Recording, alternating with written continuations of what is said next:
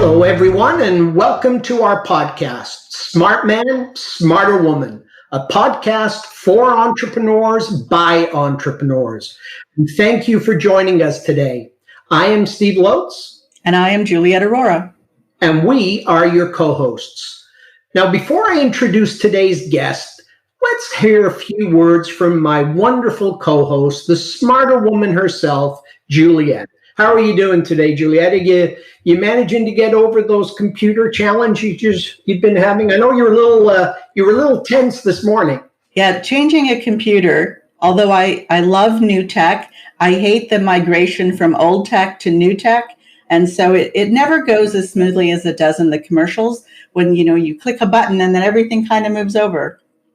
So yes, it was a little challenging, but we're going to get through it. We're going to have a new computer on the other end of it, which will be exciting. Wonderful. And I'm actually looking forward to today's episode because one of the biggest challenges for business owners is when they're trying to navigate growth or they're trying to hit a new milestone and they have some funding challenges or they have a hard time, figuring out how to get investors. And I think our conversation today with our guest is hopefully going to shed some light and maybe give them some ideas to help them move their business forward if they're looking to grow in 2020. Awesome. Thank you. Well, as everyone knows, if you've tuned in before, our goal with every episode is to try to provide you some entertainment. I believe that's usually me, but most importantly, some value, some insights, a gold nugget or two that can help you on your own entrepreneurial journey. We have a great show, as Juliet mentioned, for you today with our very special guest, Grace Gong. Now, Grace was born in China, came to the United States about 10 years ago, I believe, as an international student. She didn't know anyone and could barely speak English. That takes a lot of courage. Since then, she has worked in venture capital and private equity. She's written 2 books about the startup and venture capital industry and is currently hosting her own podcast called Smart Venture Podcast. And one of her books landed as the #1 new release on Amazon in the VC category.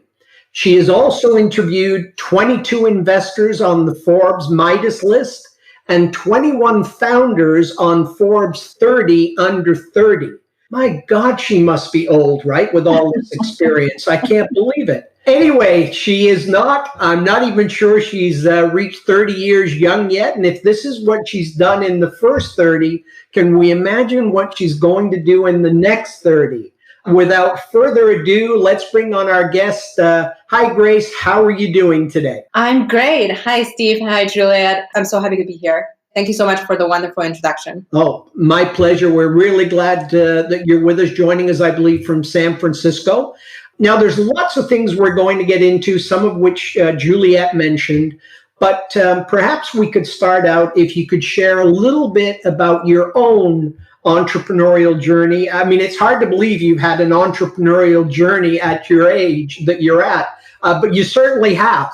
And so if you could share some of that, that would be awesome. Yeah, absolutely. Well, thank you so much for asking. And so I would say the first entrepreneur journey for me was probably in high school. I created this school English newspaper in China.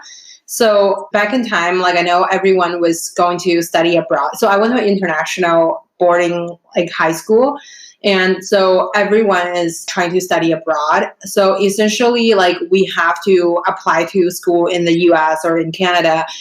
However, it's really hard to describe what's our extracurricular activity because in China, it was not necessarily the most prioritized things. Most people are studying and then instead of doing a lot of things outside of school. So I decided to put together a newspaper to ask all the fellow students to record what they're doing on the side. So there were people in the Taekwondo club, there were people in the plant club, there were people in, doing charity work or anything. So there were a lot of people doing interesting things. So I decided to, put together an English newspaper so we could send it out to the school that were applying. So I knew it was a quote unquote business because everyone's parents bought it. So, yeah, so back in time, that was like my first piece of entrepreneurial journey. And like fast forward to the most recently, after school, I moved to San Francisco and I was doing like a normal job. And then I encountered a lot of really interesting founders. So like I just started asking them, hey, like, how do you start a company? Like they were like, oh, this is how you raise funding. This is how you do marketing. This is how you come up with ideas. This is how you find a co-founder.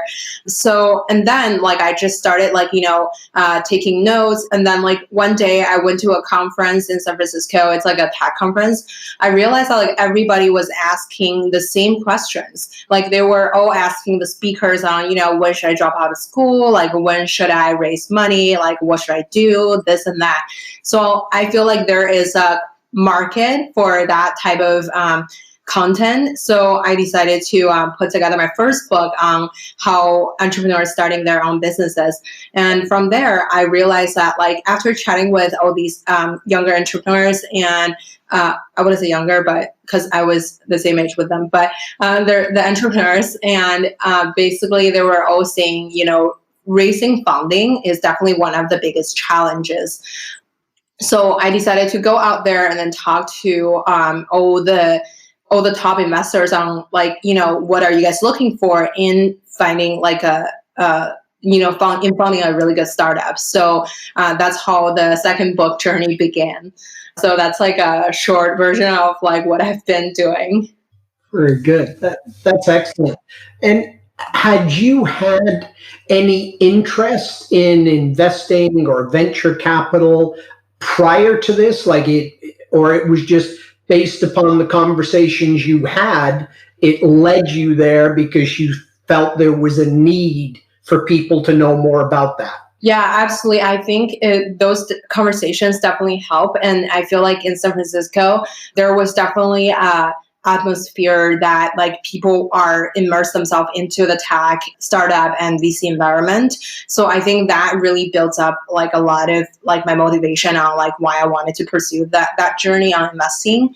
And I think like everybody, so original, I think like a lot of times so after chatting with all these investors, I feel like it really is like I would say like investing is definitely really would be making a lot of impact in these entrepreneurs' life, like to pick the best company that will succeed and, helping them make impact in other people's life. I feel like it's really meaningful in a way. So, but I've never really thought that's what I was going to be doing back in time. Yeah. Okay. Excellent. So I'm going to dive right in because I think there's going to be a lot of great information that our audience is going to be able to get from this conversation. So let's go back to the first question that you said, which is what are investors looking for? Yeah. So I think after chatting with all of these like top investors, and chatting with a lot of entrepreneurs, I find there are three things that like investors are looking into. Like one is definitely the team. So if the team is really, I think like really persistent, that's like one of the core quality of like the team. So like that's what I've heard, like the recurring ideas from like the VCs. And then number two, I would say I've seen a lot of VCs who are looking for sales skills. So because the entrepreneur have to sell their company to investors and have to sell themselves to, like sell their product to the clients.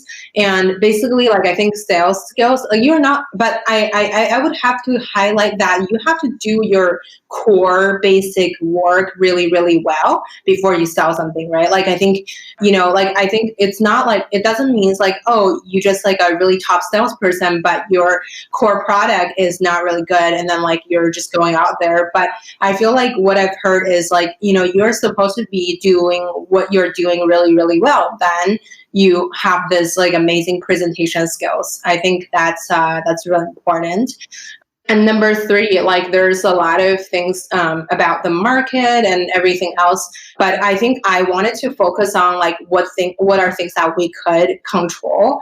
So like I think another one is I would really highlight like persistent, because of like a lot of people pivot their company from one industry. I wouldn't say one industry, but like from one like specific focus into another, but they're just keep trying. They're adapting all the time. So I think being persistent means like you have to adapt yourself in every single different situation. Like if something doesn't work, you have to like pivot into something else. So I think that takes persistence, not just give up as a whole, but trying your best to figure out what's working and how to make something work like just like really, really fast. I feel like those are things that I've like after having the chat with a lot of really like cool investors, and then like that, those are things that I learned. Excellent.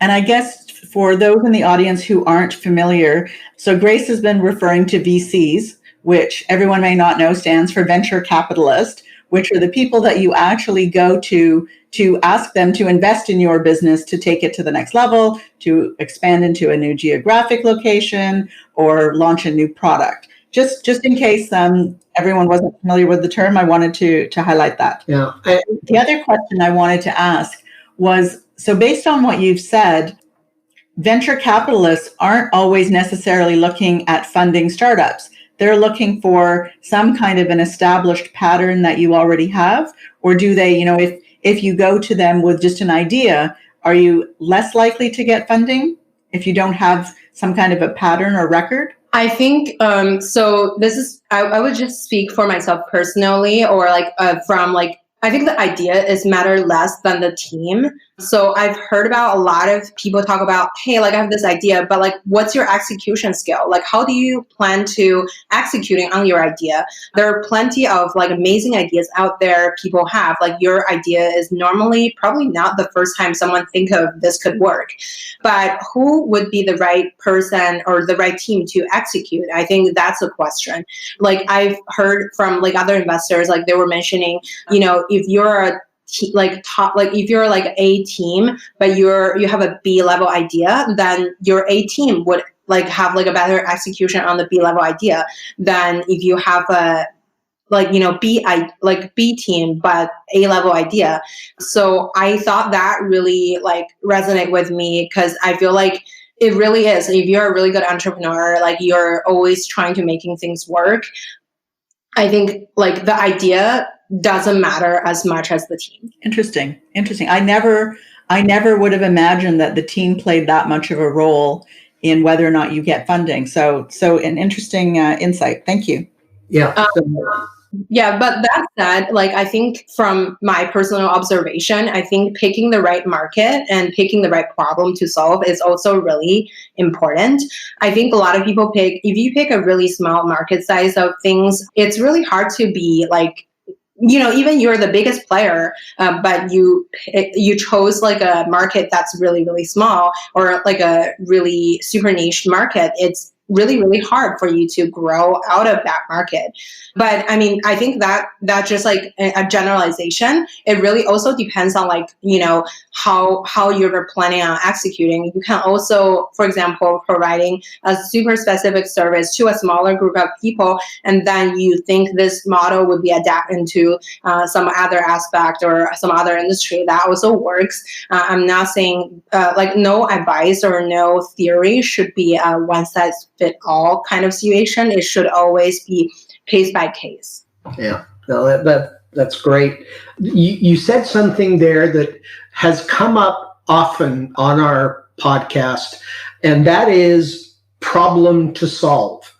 That, it is really critical that the successful entrepreneurs understand what the problem is they're trying to solve, and that the business they're trying to develop or have developed solves that problem. And we've touched on this a couple of times, where all too often we see entrepreneurs who just fall in love with a product or a service and just start doing it without really doing the homework at the other end.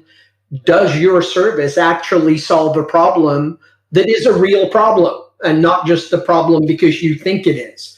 So I'm sure that when you're going to people asking them for their money, they want to make sure you've done your homework, or they're certainly not going to hand you off any money. But one thing I did want to ask you, I was looking through the list of people that you've met and spoken to, and there's some pretty big names there. Reed Hastings, Tim Ferriss, Marissa Mayer, just to name a few. And I guess my question is, how did you meet them? Like, did you just go up and just knock on the door, or like, were you able to meet these, I guess, famous people? Do you have any tips? We will continue with our conversation right after this message from a friend of the show. AIS Solutions is an award-winning cloud accounting firm serving small business all across Canada. If you want to migrate to a powerful and effective paperless accounting system and get your financials wherever you are, whenever you want them, then contact AIS Solutions team of trained professionals today at www.aissolutions.ca. And now, back to our conversation. I would say not everybody on my website I did have conversation with people, but not everyone that I've met that I have like a full on super long conversation with everything. So I was really lucky to meet a lot of really top entrepreneurs. I think one of the things that I have to highlight is passion. I think passion really comes through. So at the beginning, I think I was having a chance to encounter someone somewhere, maybe at a conference or something. And eventually, I decided to, pushing things forward as, interviewing these really amazing VCs about their career journey. I think a lot of the investors I've met later on, really, I think you have to demonstrate some sort of passion. I think a lot of people were super nice and they're really inspirational. They just wanted to help the younger people. And I think creating the first book or writing the first book really, really helps, because it shows that you just wanted to talk to the entrepreneurs. It shows that you really wanted to get involved in the industry, and they can tell when you go to their office, or when you meet them somewhere, you give them your book, or you show them that, hey, this is the homework that I've done. Then they will feel oh, you meant it. It's not you took no action, you sit at home, you read everybody on a piece of newspaper. It's oh, I really go out there and then demonstrate that, I really wanted to do this. So I think that really helps in terms of meeting people. People always wanted to help, but you have to also demonstrate them that why they should be helping you. I think that's what I've learned. And I think that goes back to, probably the best word to describe that is what you said about a team. It's persistence, is that they actually see that, that you're persistent in asking, but that there's some value for them to invest some time in sitting down and talking to you as well. And we've said that very often, when an entrepreneur is looking for a mentor, don't be shy about approaching somebody that you think would be a great mentor, because they probably do want to help you. They just need something back from you to show that it's worth their time to help you. And it seems like that is the same scenario here as well. Yeah. And sorry, keep going. No, I was just going to say that, it reminded me of if you never ask the question, the answer will always be no. And if you never knock on the door, it will never open. And it's all a matter of sometimes you just have to get up off your butt, walk over and speak to someone, right? Mm-hmm. Yeah, absolutely. I love that. I think speaking to someone is one piece. I think a lot of it also depends on what you do with what you currently have. Imagine I was a quote unquote entrepreneur with nothing, and then I came to San Francisco. I would say it would be probably really hard for me to talk to really big names, but I have to talk to who I can talk to first, right?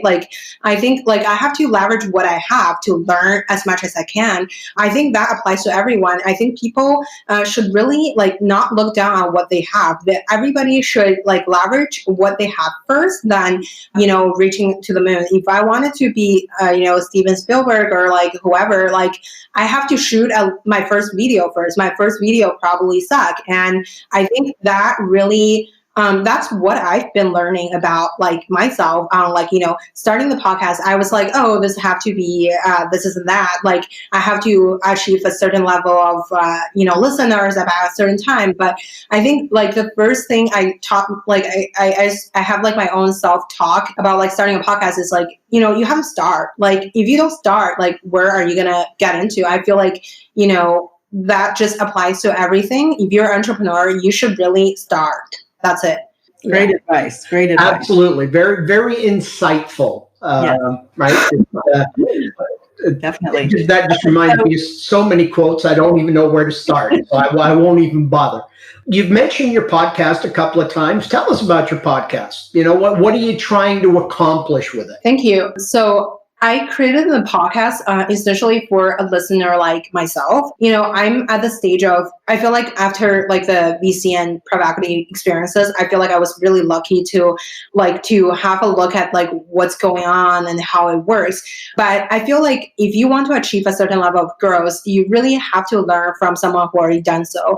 So I decided to reach out to people in my network on how they build up their career. So I was really fortunate and really inspired by a lot of people. For example, the CEO of Meetup, the VP of Amazon, LinkedIn, and like all that. I feel like they are really someone that I feel like I wanted to, like at one point in my career, I wanted to achieve a certain level of success as they did. So I decided to learn from them on like how they map out their career and what kind of like emotional challenges they were going through and what kind of like career advices or what kind of personal advices that they could give like to people like me. And I feel like there were a lot of my friends in tech, like I think a lot of people were just doing a certain things because of they supposed to be doing a certain things, or like because of it sounds really pleasant on LinkedIn or on your resume. However, I feel like that doesn't really apply to everybody's career journey. You really should pick like whatever fits the best for you instead of just whatever fits the best, like, in your Christmas conversation with your parents or their friends.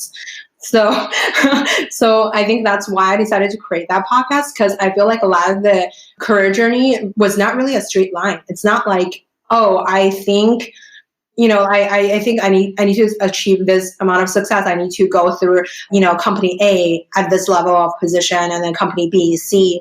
I think that's like a really good line, but I think that's not what everybody can do. And I've seen like so many really like top work leaders, like they pick the most random path.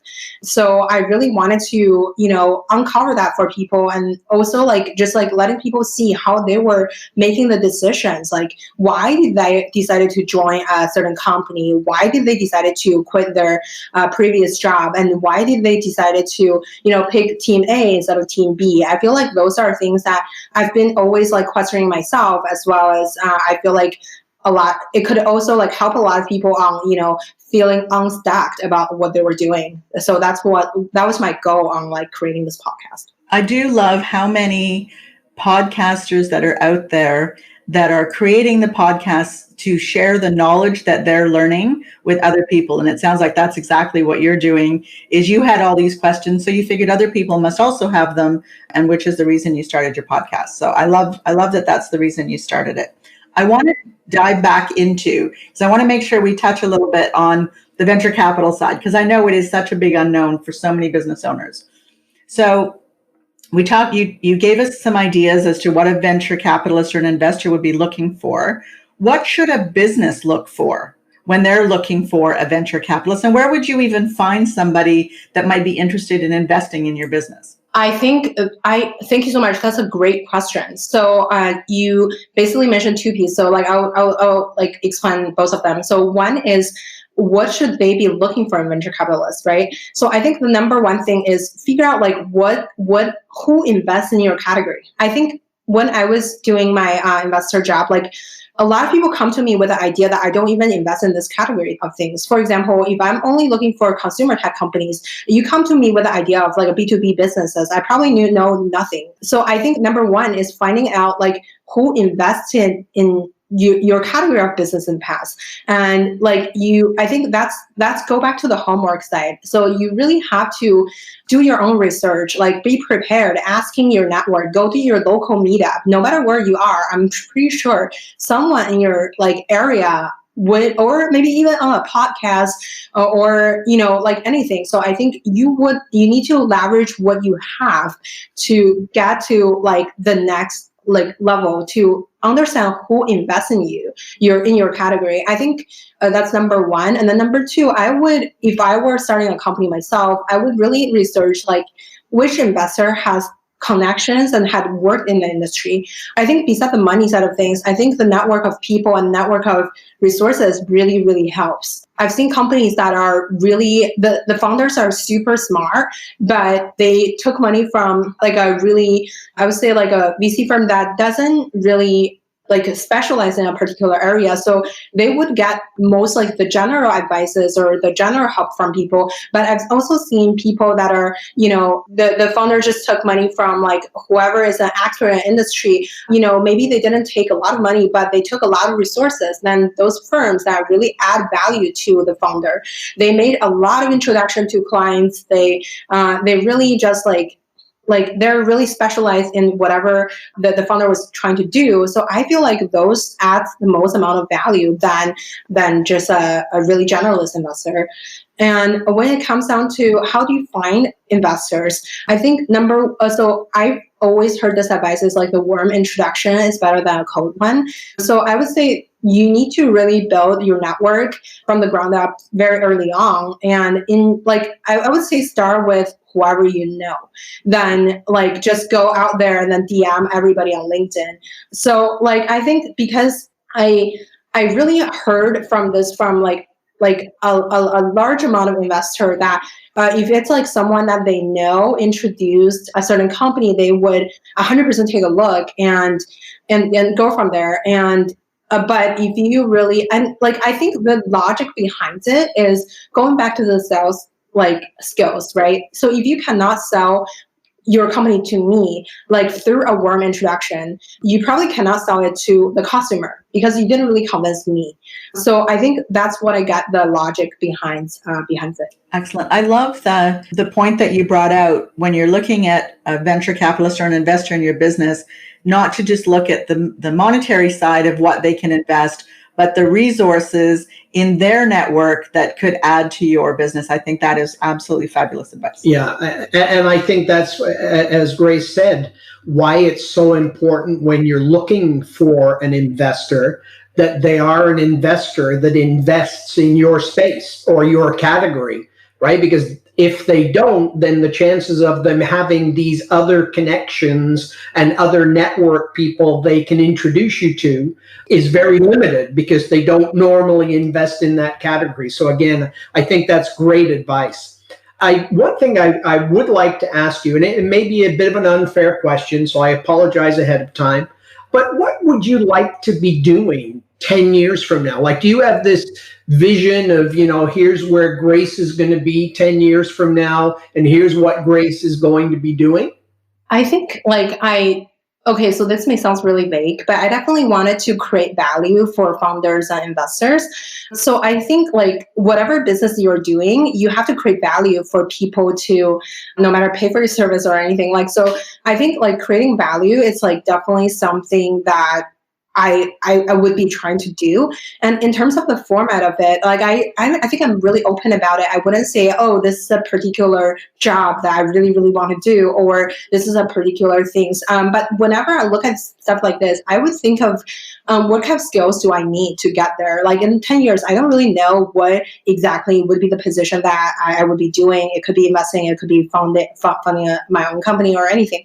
But I definitely want to, number one, create value for people, because that's where that's like how you actually have a business, right? So I think, Steve and Julia, you guys have an accounting firm and then cloud accounting firm. So those are creating value for people that are really need accounting services, right? So I feel like that's like you guys are creating value for a certain group of people, and I think that's great, and that's why people would keep coming back. So I think creating value is definitely number one, and then number two, I like whenever I look at it really is like what kind of skill set do I need to learn. So after having after having conversation with the entrepreneurs and the investors, I feel like, maybe sales skill, maybe a lot of, how do you build a great product? How do you do marketing? How do you responding? I feel like those are all like different skills that I have different level of specialties in. And I feel like I definitely wanted to just taking a lot of times and experiences and like taking steps to acquire these skills before like, within the next 10 years to get there. But like going back, I really feel like I wanted to serve the entrepreneurs and the investors and just people whoever needs help with, and like trying to like, creating a podcast or a product that really inspires people to pursue whatever they wanted to be doing. That's great. And again, I think it's great advice that, you mentioned it is difficult, if impossible, to know specifically what the world is going to need in 10 years. But what I think we will always need is exactly what you said, is people providing value for people, right? That I don't think is ever going to go away. How you provide that value may change and may vary, but the idea of providing value, I think that's never going to go away. One thing I did want to ask you is, I noticed on your Facebook page, yes, I did a little bit of snooping, that you talked about when you met Mark Benioff, the CEO of Salesforce. And one of the things you talked about was that you learned from him so much about giving back from the founder, but you also said you learned about values. He talked about values a lot.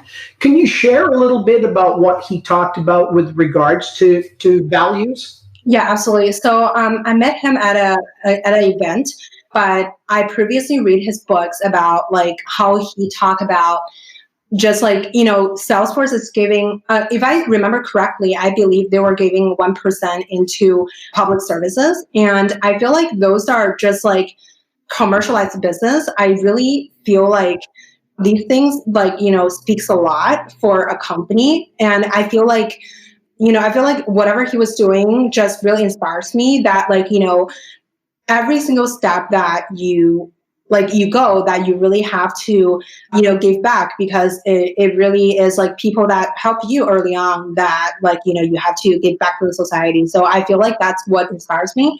And I believe like he was also treating his like company as a family. So he have maybe like I rephrased it wrong, but like it was like a Hawaiian culture that like, I like his company, treating his company as like a big family, family first. And I feel like those cultures, when you walk into the Salesforce building in San Francisco, it's really like, it's like blue and green. And then I really feel like it was like it just seems like a really great culture, that company. And I feel like after reading his book, I have learned a lot on like, like the philosophy. It's more about like the philosophy about like running a great business. Great. And you're going to see that Steve and I have very different questions that we're asking you. Steve is asking you leadership value questions, whereas the accountant in me is going to ask you, what does an investor look for? What does a business owner look for? So I have one more question that I need to ask,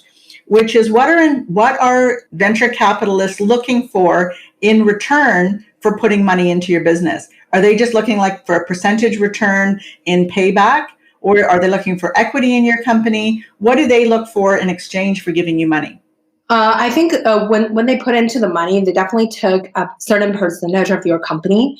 And I would say like different venture fund have like different expectations. And then like based on your stage of your company, even the early stage, they're taking a bigger risk. They're probably expecting higher amount of returns. And like if they're like putting, I wouldn't say higher, but like a higher percentage of the returns. But like if they're putting money in, very later stage, it really like it's like they're trying to make a quote unquote safetier bet. So like they're taking lesser risks, but they're also like expecting a certain amount of return for sure.